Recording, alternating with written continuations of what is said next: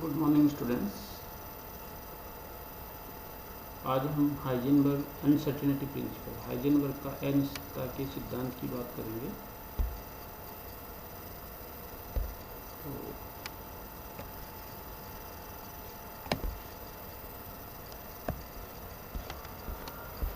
त्रिसम्मत यांत्रिकी, जिसके बारे में हम पहले डिस्कशन कर चुके हैं। त्रिसम्मत यांत्रिकी के अनुसार दिक क्या होता है? स्पेस। जब हम 3 डायमेंशन की बात करते हैं तो स्पेस में किसी स्थान पर किसी वस्तु की स्थिति या संवेग दोनों का मान परिशुद्धता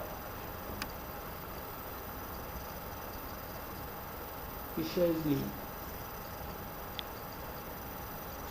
से ज्ञात किया जा सकता है, लेकिन कण की द्वैत प्रकृति के अकॉर्डिंग टू क्लासिकल मैकेनिक्स कोई पार्टिकल है वो कॉर्पस्कुलर नेचर कणी की प्रकृति का होता है।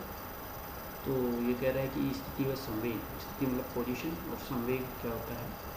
मोमेंट को डिटरमाइन करता है। बट न्यू कॉन्सेप्ट जो हम पढ़ चुके हैं, कण की द्वैत प्रकृति के कारण, द्वैत प्रकृति मतलब डुअल नेचर, और डुअल नेचर का मतलब वो कणी की प्रकृति के रूप में भी व्यवहार करता है और तरंग प्रकृति के रूप में भी व्यवहार करता है। सन 1927 में हाइजेनबर्ग ने सुझाव दिया कि किसी पदार्थ के दोनों संयुग्मी गुणधर्म एक दूसरे पे डिपेंड करने वाले जो प्रॉपर्टीज हैं का एक ही साथ सही ज्ञान प्राप्त करना आसान है। जो एक दूसरे पे डिपेंडेंट है उनको एक्यूरेटली एक साथ डिटरमाइन नहीं किया जा सकता। इसने बताया हाइजेनबर्ग। किसी भी गतिमान कण मतलब जो रिवोल्यूशन करता है, जैसे अपन तो एटम की स्टडी करते हैं तो उसमें जैसे इलेक्ट्रॉन्स हैं वो घूमते रहते की स्थिति एवं संवेग, स्थिति व संवेग दोनों एक दूसरे पे डिपेंड करते हैं, या समय ऊर्जा टाइम एंड संयुग्मी गुणधर्म हैं, कॉन्जुगेटिव प्रॉपर्टीज हैं जो एक दूसरे पर निर्भर करते हैं। अतः इस नियम के अनुसार किसी भी विशेष क्षण पर, किसी स्पेशल मोमेंट पे कण की स्थिति एवं संवेग का एक साथ यथार्थता से निर्धारण या ज्ञात करना आसान होता है। ये हाइजेनबर्ग का अनिश्चितता का सिद्धांत कहलाता है, इसकी डेफिनेशन है। तथा यह तरंग यांत्रिकी का आधारभूत सिद्धांत है, फंडामेंटल फील्ड।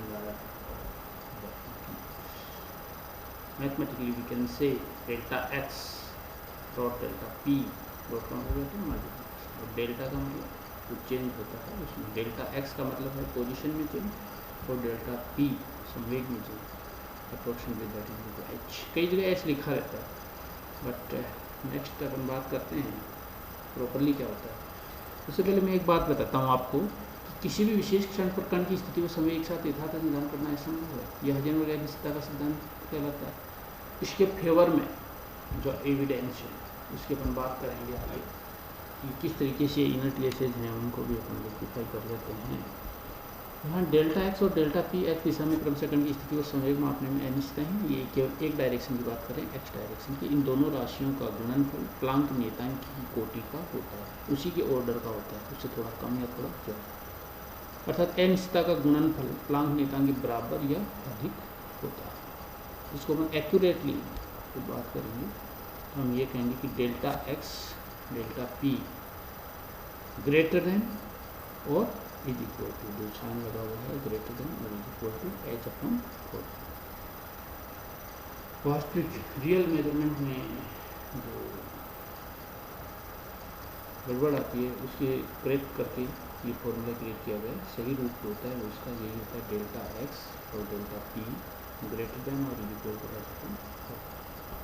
यदि हम कण की स्थिति बहुत सही ज्ञात करना चाहते हैं तो डेल्टा एक्स बहुत छोटा होने से डेल्टा पी का मान काफ़ी बढ़ जाएगा। अब यहाँ देखिए एच अपॉन 4 पाई की बात कर रहे हैं, तो एच अपॉन 4 पाई है, एच प्लांक कॉन्स्टेंट है, निश्चित वैल्यू होती है, पाई का मान निश्चित होता है, 4 का एक नंबर है तो निश्चित हो गया। तो ये क्या कहता है, अब डेल्टा एक्स और डेल्टा पी दोनों को देखिए, इनके मल्टीप्लिकेशन इनके लगभग इक्वल है, थोड़ा सा ज़्यादा। अब ये कहता है कि डेल्टा एक्स का मान बहुत छोटा है, मतलब उसकी जो पोजीशन में जो चेंज हुआ, इलेक्ट्रॉन घूम रहा है और घूमते हुए इलेक्ट्रॉन की पोजीशन में जो चेंज हुआ है वो बहुत ही कम है। यदि वो बहुत कम है तो उस सिचुएशन में डेल्टा पी का मान काफ़ी बढ़ जाएगा। क्यों बढ़ जाएगा? इस इक्वेशन के अकॉर्डिंग देखिए, उसका मान कम होगा तो उसका बढ़ जाए, क्योंकि लगभग अपन ने इनको कांस्टेंट लिया है, क्योंकि दोनों गुणनफल नियतांक 0.4 पाई के इक्वल है। अर्थात कण का संवेग ज्ञात करने में अनिश्चितता बढ़ जाएगी, अनसर्टेनिटी इंक्रीज होगी। इसी प्रकार संवेग से ज्ञात करना चाहते हैं यदि accurately momentum delta p m v के कहते हैं कि स्थिति को मापने में अनिश्चितता बढ़ जाएगी। इस प्रकार एक गुणधर्म के निर्धारण की सुनिश्चितता, एक को फिक्सली एक्यूरेटली अपन डिटरमाइन करना चाहते हैं, तो दूसरे में जो है अनसर्टेनिटी इंक्रीज हो जाती है। परमाणु में इलेक्ट्रॉन की स्थिति को ज्ञात करने के लिए एक सूक्ष्म तरंगदैर्घ्य, अत्यधिक ऊर्जा का विकिरण जैसे एक्स किरणें या गामा किरणें आदि इलेक्ट्रॉन को पढ़ते हुए उससे निर्णय क्रिया करते हैं। अब कह रहा है कि परमाणु क्या होता है, होता क्या है, परमाणु में इलेक्ट्रॉन है, उसकी पोजीशन को डिटरमाइन किससे करते हैं, हम एक्स रे डालते हैं, गामा रे डालते हैं, जिनकी ऊर्जा अधिक होती है, इलेक्ट्रॉन पड़ती है, उसकी निर्णय क्रिया, उसके साथ इंट्रैक्शन होता है, अंतर क्रिया होती है, जो स्पेक्ट्रोस्कोपिक डेफिनेशन, जिससे इलेक्ट्रॉन अपने सामान्य पथ से विचलित हो जाते हैं। क्वांटम प्रभाव इसी का परिणाम होता है कि विचलन होता है रेडिएशन के कारण। इलेक्ट्रॉन का वेग अर्थात संवेग स्थिति परिवर्तित हो जाती है, जिससे अनिश्चितता होती है। यह सिद्धांत व्यापक है, तो सूक्ष्म तथा स्थूल कण दोनों पर लागू होता है। ये सिद्धांत है वो small particles and macro particles, micro macro दोनों पार्टिकल को अप्लाई किया जा सकता है। स्थूल कणों की स्थिति ज्ञात करने के लिए एक अधिक तरंगदैर्घ्य वाले विकिरण प्रयोग करने होंगे और ज़्यादा वेवलेंथ वाले ज़्यादा ऊर्जा की जरूरत होगी। ऐसे विकिरणों की आवृत्ति कम होती है अर्थात ऊर्जा भी कम होगी, जिससे ऐसे विकिरण पदार्थ को अपने स्थान से स्थित नहीं कर सकेंगे। कौन से कण, जिनकी तरंगदैर्घ्य ज़्यादा है, ई इक्वल टू क्या होता है एच न्यू और E equal to h c upon lambda.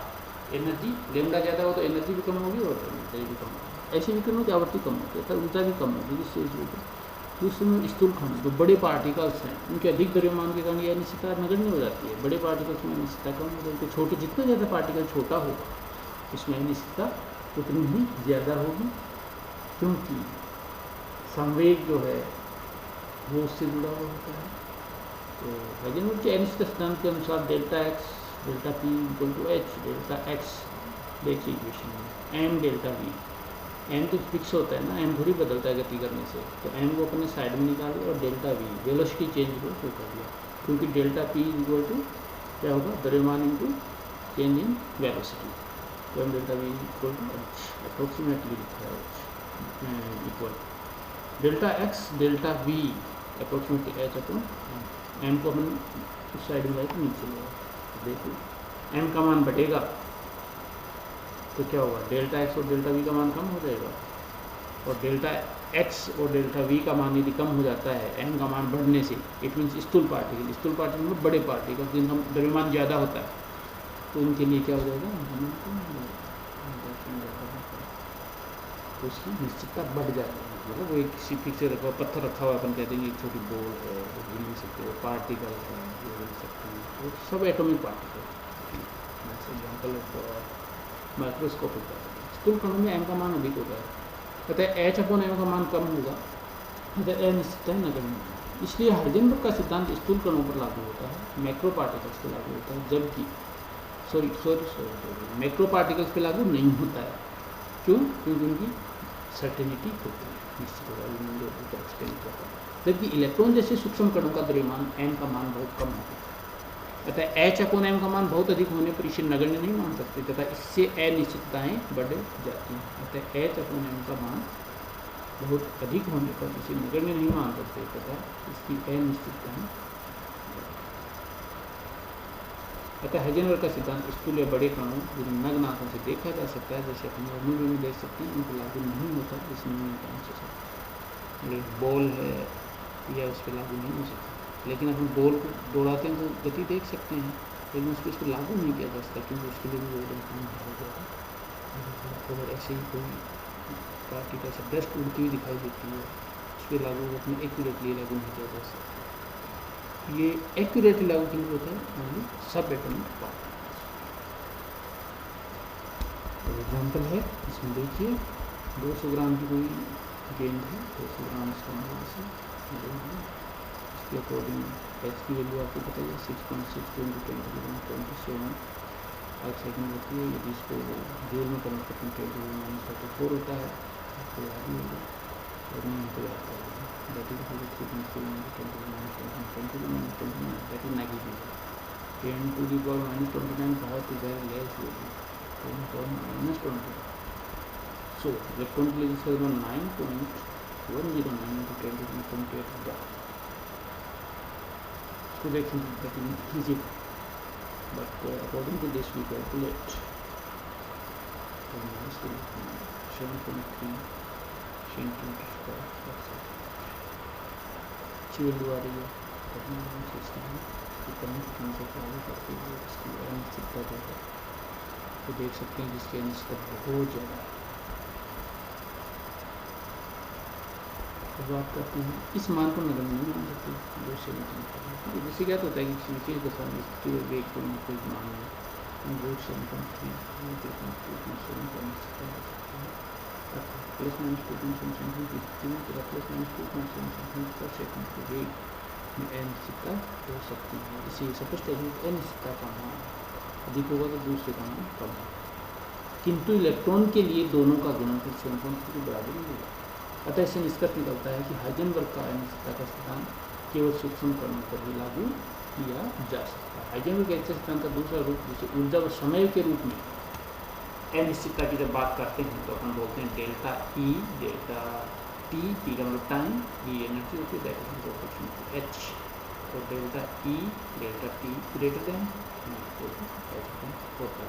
ये जो फॉर्मूला H/4 का इक्वल है इससे ग्रेटर देन, ये जो एक्यूरेट फॉर्मूला इसी को याद करना है। यहाँ कण की ऊर्जा ई मापने में अनिश्चितता डेल्टा ई और डेल्टा टी शिक्षण के मापने में अनिश्चितता, मोमेंट में अनिश्चितता, टाइम में, जबकि कण बिल्कुल ठीक ऊपर है। प्लांक के नियतांक H का मान इतना लागू होता है कि अनिश्चितता के सिद्धांत का महत्व प्रमुख रूप से परमाणुीय आकार के निकायों के सूक्ष्म मापनों तक ही सीमित है। मतलब सब एटॉमिक पार्टिकल्स या एटम्स के इस पर जरूरत है, उससे बड़ी तो नहीं जरूरत है। परमाणु का बोर मॉडल जो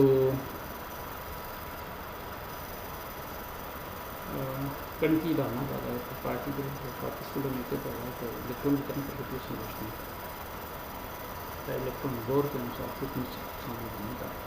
उसके बाद आप भी हम इसके पिछले वीडियो में किया था कि डी ब्रोगली ने इसको प्रूव किया था। तो घूमने वाले इलेक्ट्रॉन का संवेग भी निश्चित परमाणु के विरुद्ध है, इसलिए उसको अप्लाई नहीं किया जाता, इसलिए कुछ चेंजेज के साथ मॉडिफाई करके अप्लाई किया गया है। अब मैं आपको एक एविडेंस बता रहा था कि फॉर एग्जांपल इनर्ट गैसेज हैं और ये गैसेज हैं उनका लिक्विफिकेशन करते हैं। फॉर एग्जांपल इनर्ट गैस में सबसे बड़ा आइटम की बात करते हैं जिनोन। तो जिनोन है तो अनिश्चितता सिद्धांत क्या कहता है, ये नहीं कहता है कि ये तो कहता है कि निश्चित पाथ में घूम रहे हैं, बट कोई एक मोमेंट ऐसा होता है जब वो इलेक्ट्रॉन निश्चित पाथवे से थोड़ा सा नाभिक की तरफ ज़्यादा अट्रैक्ट हो जाता है। थोड़ा सा नाभिक की तरफ अट्रैक्ट होते ही उसमें क्या हो जाएगा, डिस्टर्बेंस डेवलप होगा। डिस्टर्बेंस होगा इट मीन्स उसमें डाइपोल प्रोड्यूस हो जाएगी। वीक वंडरवाल्स फोर्सेस के बारे में आपने स्टडी की होगी। तो इंड्यूस्ड डाइपोल, उससे क्या होगा, एक डाइपोल प्रोड्यूस हुआ, इंस्टेंटेनियस डाइपोल प्रोड्यूस हुआ अपने आप एक में, एक होगा वो दूसरे में इंड्यूस करेगा तो इंड्यूस डाइपोल प्रोड्यूस होगा। इस प्रकार से जिनोन के जो एटम्स हैं उनमें भी आपस में मामूली बहुत अट्रैक्शन प्रोड्यूस होता है, इसीलिए उनको लिक्विफाई किया जा सकता है। और ये हाइजेनबर्ग अनसर्टेनिटी प्रिंसिपल ही इसको प्रूव कर सकता है, बाकी कोई सिद्धांत इसको प्रूव नहीं कर सकता। Thank you.